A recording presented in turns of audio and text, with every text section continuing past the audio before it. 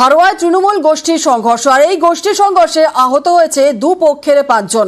আরো একবার আপনাদের জানাই, হারোয়ায় তৃণমূল গোষ্ঠী সংঘর্ষে আহত দুপক্ষের 5 জন। কিন্তু কেন এই গোষ্ঠী সংঘর্ষ, কি হয়েছিল জানবো। আমাদের সঙ্গে রয়েছেন আমাদের প্রতিনিধি জিয়াউল। কেন সংঘর্ষ, কেন উত্তেজনা, ঠিক কি ঘটেছিল?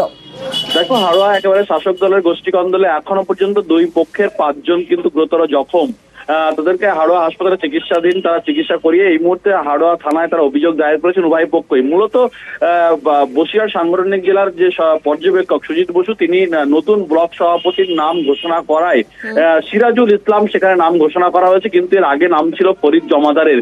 কিন্তু তাকে সরিয়ে এই সিরাজুল ইসলামের নাম ঘোষণা হওয়ায় এলাকার যে শাসক দলের গোষ্ঠী সিরাজুল গোষ্ঠীর লোকজন তারা আবির খেলে এবং ফরিদ গোষ্ঠীর লোকেদেরকে উপরে হামলা করে এমনটা অভিযোগ। ফলে সেই সময় যারা চায়ের দোকানে বসেছিল তার উপর অতর্কিত হামলা চালায়, লাঠি ছোটা নিয়ে হামলা চালায়, বোমাবাজি করেও বলে অভিযোগ। কিন্তু অন্যদিকে এই সিরাজুল গোষ্ঠীর পক্ষ থেকে দাবি করা হচ্ছে কোনো গন্ডগোল হয়নি, মারধর করা হয়নি, শুধুমাত্র আবির খেলা হয়েছে, আনন্দ উৎসব করা হয়েছে। ফলে অন্যদিকে ফরিদ জমাদের পক্ষের লোকজন বলছেন যে সিরাজুল পক্ষের লোকজন তারা কিন্তু একেবারে দল বল নিয়ে নাম ঘোষণা হওয়ার পরেই আবির খেলে এবং তাদের কর্মীদেরকে ধরে মারধর করে।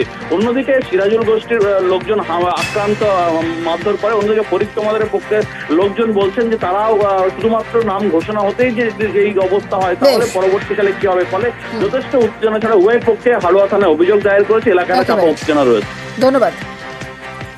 মাস্টারের লোক মেরে ফেলে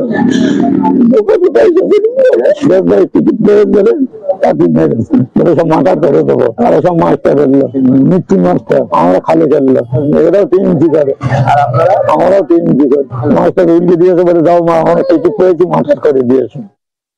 কোথায় কোনো জায়গা গন্ডগোল হয়নি, সম্পূর্ণ মিথ্যে খবর। কাউকে মারামারি মারেনি। চাপা উত্তেজনা বলতে কোনো একটা নতুন কিছু হলে মানুষ একটু আবির মাখে আনন্দ উৎসব করে, সেটাই হয়েছে, কিন্তু কোনো জায়গায় অশান্তি হয়নি।